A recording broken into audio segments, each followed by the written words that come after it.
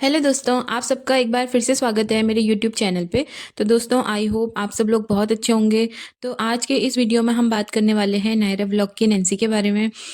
तो दोस्तों, बात ये है कि जो नैन्सी हैं उनको बहुत ज़्यादा नेगेटिव कमेंट्स आ रहे थे। तो आज हम उन्हीं के बारे में बात करेंगे कि नैन्सी को क्या कमेंट आए और नैन्सी ने क्या जवाब दिया, और उसके बाद हम अपना पॉइंट ऑफ व्यू रखेंगे। तो दोस्तों, जो नैन्सी है उनको एक कमेंट आया था किसी का, और उस कमेंट में लिखा था कि अभी नैन्सी की शादी को 2 महीने भी नहीं हुए और वो अपने मायके आ गई। तो पहले तो इस कमेंट का क्या लॉजिक था वो मुझे समझ में नहीं आया, क्योंकि अगर किसी की शादी हुई है, नई-नई शादी हुई है, तो वो तो अपने मायके आते-जाते रहता है, कोई भी हो, चाहे आप हो, आपकी भी शादी होगी जिसने कमेंट किया था, या तो उनकी शादी नहीं हुई है कि वो ऐसे कमेंट कब तभी कर रही हैं, और अगर हो गई है तो जानबूझकर ऐसा कमेंट कर रही हैं ताकि वो अपना हेट दिला सके किसी दूसरे को। तो पहली बात तो ऐसा कमेंट करना नहीं चाहिए था, क्योंकि अगर कोई भी लड़की है वो शादी करके अपने ससुराल में जाती है तो वो ऐसा तो है नहीं कि अपने मायके को भूल जाएगी, कि वो कभी आए ही ना अपने मायके में।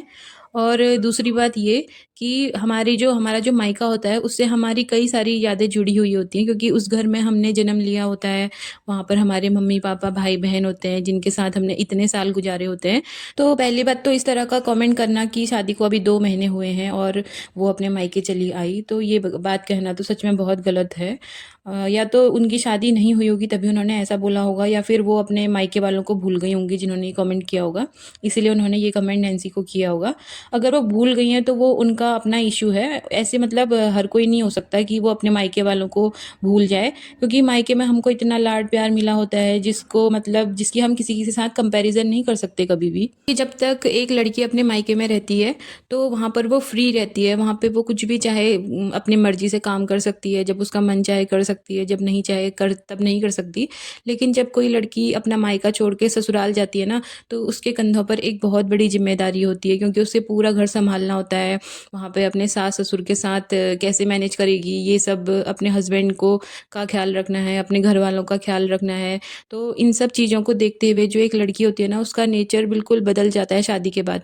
क्योंकि शादी के पहले तो वो एक अपने घर की बेटी होती है, तो उसको उतनी टेंशन नहीं होती, क्योंकि जो मम्मी पापा होते हैं वो सब कुछ संभाल लेते हैं, और वहाँ पर कोई एक लड़की कभी किसी टेंशन में नज़र नहीं आती। लेकिन जैसे ही वो अपने ससुराल जाती है तो उसको बहुत सारी चीज़ों का ध्यान रखना पड़ता है, अपने आस पड़ोस में और अपने फैमिली में कैसे रहना है और कैसे मिलजुल कर काम करना है, क्योंकि वहाँ पे को मेल मिलाप करके रहना पड़ता है। हम किसी को कुछ नहीं बोल सकते, जैसे हम मायके में कुछ भी बोल देते हैं, ऐसे ससुराल में हमको सोच समझ कर बोलना पड़ता है। तो एक तरह से देखा जाए तो बहुत बड़ी रिस्पॉन्सिबिलिटी होती है खुद को ससुराल में ढंग से रहना। और जैसे नैन्सी रहती है, ये सच में एक बहुत बड़ी बात है कि नैन्सी अपने सास ससुर के साथ, अपने हस्बैंड के साथ इतनी अच्छे से रहती है, उस परिवार में ऐसे उसने मिलाप मेल कर रखा है। तो ऐसे हर कोई नहीं कर सकता। तो ऐसे कमेंट करना एक बहुत बुरी बात है। किसी को हर्ट करने के लिए अगर तुम ये सब कर रहे हो तो तुमको नहीं करना चाहिए। और नैन्सी ने भी इस कमेंट को लेकर बहुत अच्छी बात बोली अपने वीडियो में। तो नैन्सी ने ये बोला कि वो नेगेटिव कमेंट को लेकर कभी भी बात नहीं करती, जैसे कि करना भी नहीं चाहिए। लेकिन कुछ कमेंट ऐसे होते हैं ना जिन पर ध्यान चले ही जाता है, क्योंकि जब कोई बंदा इतना स्ट्रगल कर रहा है अपने ससुराल में एडजस्ट करने का, पूरी पूरी कोशिश कर रहा है, अपना पूरा 100% दे रहा है, और अगर कोई तीसरा बंदा आकर उसको इस तरह से नेगेटिव कमेंट करेगा तो उसको तो जवाब देना ज़रूरी बनता ही है। तो नैन्सी ने यही बोला कि जो हेटर्स है ना, उनका मुँह बंद करना भी बहुत ज़रूरी है, क्योंकि लोग आके कुछ भी बोल देते हैं बिना सोचे समझे, तो ऐसे लोगों को नहीं बोलना चाहिए। और दूसरी बात ये कि अगर नैन्सी अपने मायके आई भी है तो वो बिना परमिशन की तो आई नहीं होगी, या तो उसने अपने सास ससुर जी से पूछा होगा या फिर अपने हस्बैंड से पूछा होगा, क्योंकि आप सबने नैन्सी के ब्लॉग में देखा ही होगा कि जब नैन्सी अपने मायके को आ रही थी तो उसके सास ससुर और उसके हस्बैंड सब उनको छोड़ने के लिए आए थे, दोनों को। और वो अपने हस्बैंड के साथ ही बस में बैठी हुई थी जब वो अपने मायके आ रही थी। तो वो उसका अपना निजी मैटर है कि वो कब मायके आए, क्योंकि जब एक लड़की की शादी हो जाती है तो उसके पास इतना टाइम नहीं होता कि वो हर बार अपने मायके आए। तो कुछ ही ऐसे खास पल होते हैं जिनको वो सेलिब्रेट करने के लिए अपने मायके आ पाती है, जैसे कोई त्यौहार है या फिर कोई फंक्शन है। और मैक्सिमम टाइम तो उसको अब अपने ससुराल में ही रहना है, तो कभी कभार उनको अपने मायके वालों की इतनी याद आती होगी, तो उसके लिए मायके आना कोई गलत बात तो है नहीं। तो भाई ऐसे कमेंट करना छोड़ दिया करो किसी को भी कि तुम अपने मायके आ गई, अभी शादी को 2 महीने भी नहीं हुए।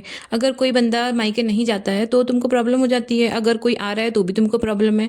अब कोई बंदा तुमसे पूछ के करे कि क्या करना है और क्या नहीं करना है। तो आगे से ऐसे नेगेटिव कमेंट करने से पहले एक बार सोच लिया करो, और अगर आपकी सोच ऐसी ही है तो प्लीज़ उसको बदल लो, क्योंकि ये घटिया सोच बिल्कुल भी अच्छी नहीं है। उसके बाद नैन्सी को एक और नेगेटिव कमेंट आया था जिसमें किसी ने ये लिखा था कि वो कभी भी खेतों में तैयार होकर नहीं जाती है। तो भाई मुझे तो ये समझ नहीं आता कि लोग चाहते क्या हैं।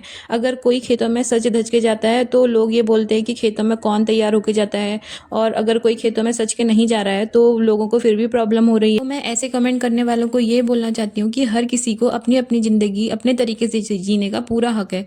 तो उसकी ज़िंदगी के बारे में ऐसे बोलना कि तुम तैयार होकर जाती हो या फिर तुम तैयार होकर नहीं जाती हो, ऐसा बोलने वाला कोई कौन होता है। अगर तुमको खेतों में जाना, तैयार होकर जाना पसंद है तो तुम जाओ भाई। अब दूसरे को नहीं पसंद है तो वो क्यों करे तुम्हारे कहने के अकॉर्डिंग अपने साथ ऐसा। और नैन्सी को शादी के बाद जो चीज़ें वियर करना सही लगता है वो उनको वियर करती है। सिंदूर वो लगाती है, लिपस्टिक लगाती है, मंगलसूत्र पहनती है, और जो भी डेली यूजेस के ऐसे होते हैं गहने उनको वियर करती है, जैसे पायल हैं, बिच्छू हैं। तो क्या वो लहंगा पहन के खेत में जाए ना तो मांग टीका पहन के खेत में जाए? क्या तुम तब आप लोगों को पसंद आएगा क्या उसका इस तरह से सज धज के खेत में जाना? अगर आप लोगों को शौक है तो भाई आप जाओ, आपको कोई रोक थोड़ी रहा है। पर ऐसे दूसरे के लाइफ में ऐसे इंटरफियर मत किया करो कि उसको क्या पहनना है और क्या नहीं पहनना है।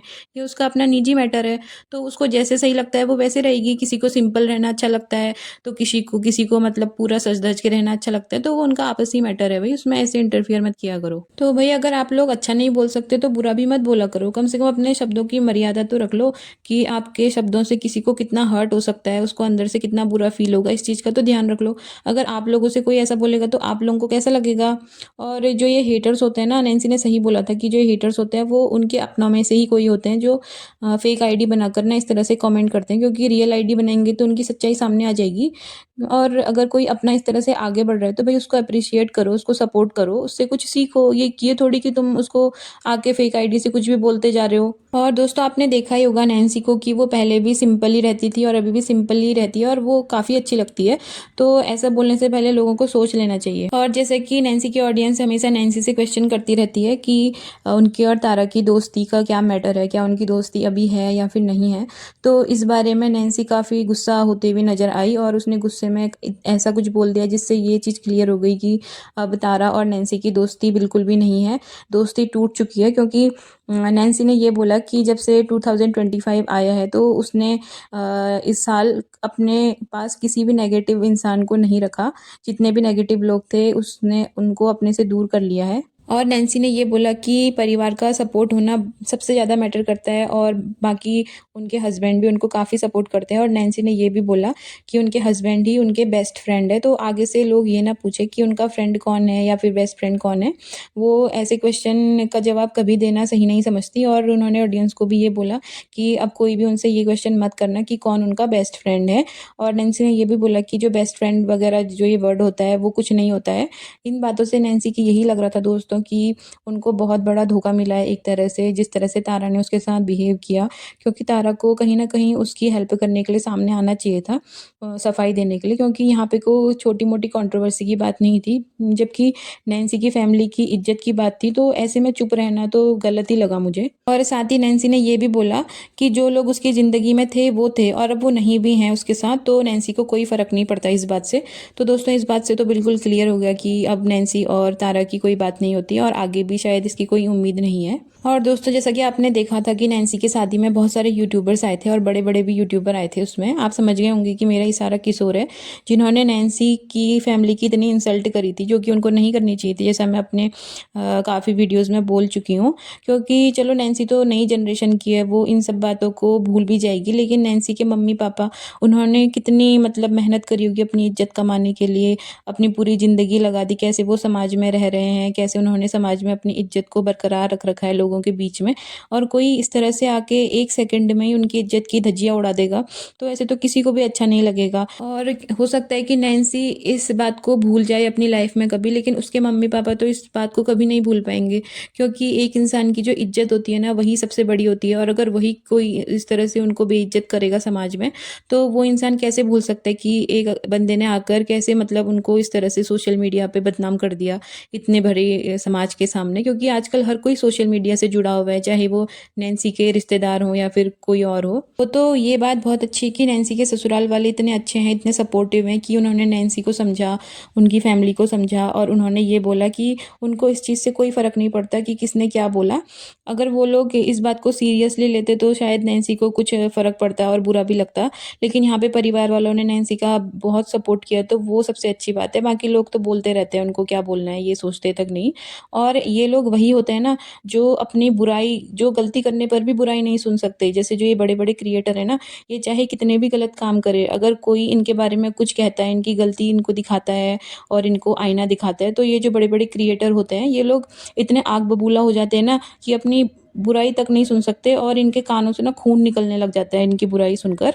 और जब ये दूसरों की इज्जत सोशल मीडिया पे इस तरह से नीलाम करते हैं, तो इनको इतना अच्छा लगता है, इनको व्यूज़ पाने होते हैं ना उस टाइम पर, तो ये सोचते नहीं कि हम कर क्या रहे हैं। तो दोस्तों, आपने देखा होगा कि जो ये खीपा दीदी है ना हमारी, इन्होंने नैन्सी की फैमिली की किस तरह से इंसल्ट करी थी और उसके बाद भी सफाई देती नजर आई कि मैंने मतलब अच्छा बोला, ऐसा कुछ नहीं बोला जिससे नैन्सी को हर्ट हो।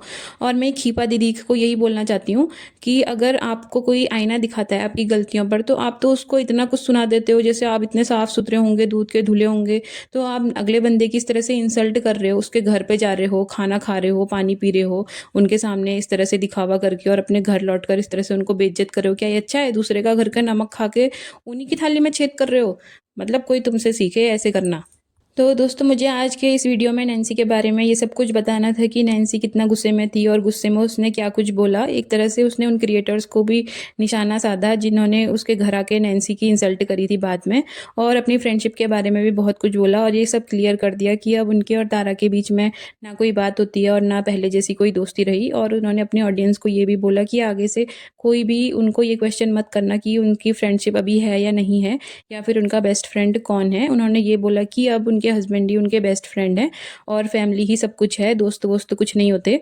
तो दोस्तों, आज की वीडियो को इतना ही रखेंगे। अगर आपको मेरी वीडियो पसंद आती है तो प्लीज़ मेरी वीडियो को लाइक कीजिएगा, कमेंट कीजिएगा और चैनल को अगर सब्सक्राइब नहीं किया तो सब्सक्राइब भी ज़रूर करना और बेल आइकन को प्रेस करना बिल्कुल मत भूलना, ताकि मेरे आने वाली वीडियो की नोटिफिकेशन सबसे पहले आप तक पहुँच जाए। तो मिलते हैं फ्रेंड्स फिर से एक नई वीडियो में, तब तक के लिए बाय बाय।